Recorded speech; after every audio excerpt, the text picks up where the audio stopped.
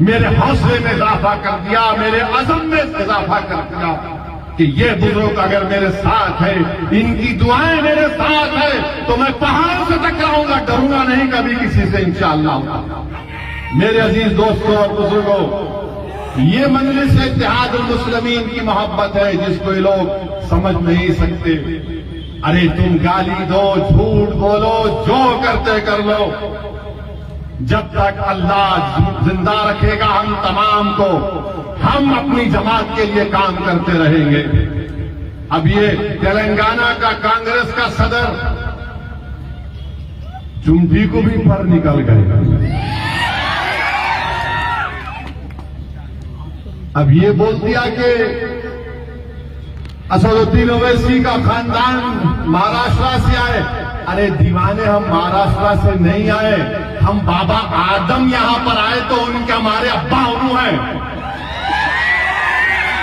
तो पूरा हिंदुस्तान हमारा है।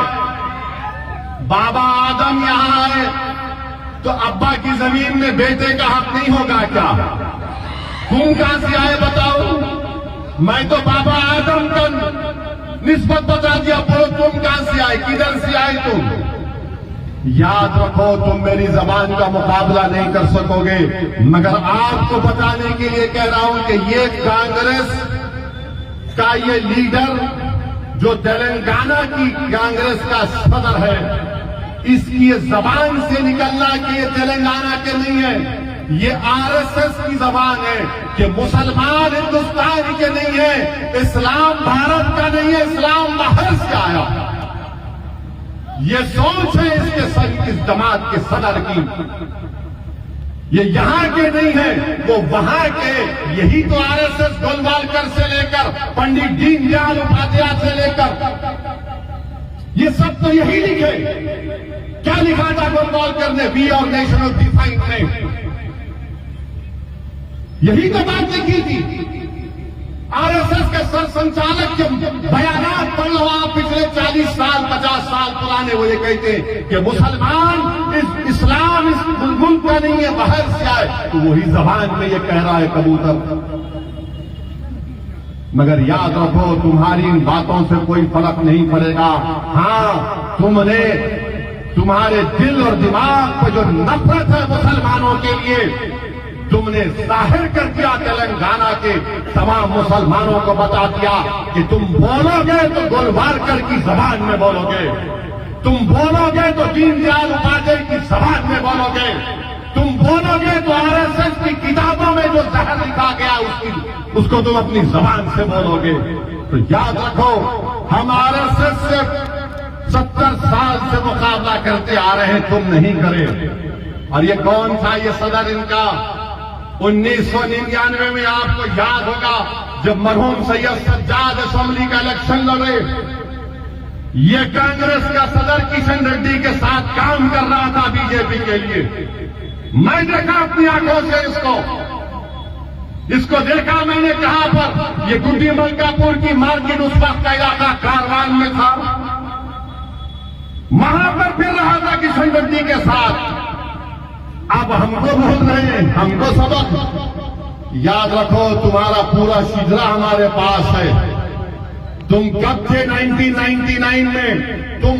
तुम्हारी जवानी में तुम एबीवीपी में थे, वहां से निकलकर तुम गए आरएसएस में थे, फिर तुम बीजेपी में आए, फिर बीजेपी में थे तो आरएसएस ने कहा कि नहीं, अब तुम चंद्रुडू के पास चले जाओ जो अब जेल में है। तो चंद्रुडू के पास गए। जब चंद्रुडू का मामला खत्म हुआ तो कूद गए कांग्रेस में। तो कांग्रेस ऐसे लोगों को लेती है जो आरएसएस की जबान में बोलते हैं। तो मेरे अजीज दोस्तों और बुजुर्गों, मेरी आपसे ही गुजारिश है कि मजलिस इत्तेहादुल मुस्लिमीन को मजबूत रखिए। यह आपकी आवाज है, यह आपकी ताकत है। और बहुत सी चीजें आएंगी इलेक्शन के दौरान में।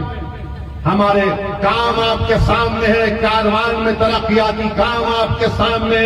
हल्के असेंबली कारवान में 290 करोड़ की लागत से सीवरेज का काम हो रहा है, और मुझे यकीन है कि जब ये काम पाए तकमील को पहुंचेगा इंशाअल्लाह, तो कारवान के 90% इलाकों में नई सीवरेज लाइन की वजह से गंदगी का खात्मा होगा।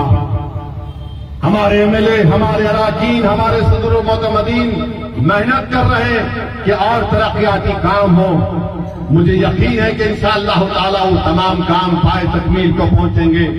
मेरी आपसे सिर्फ यही गुजारिश है कि मजलिस को मजबूत रखिए और कांग्रेस पर यकीन मत करिए।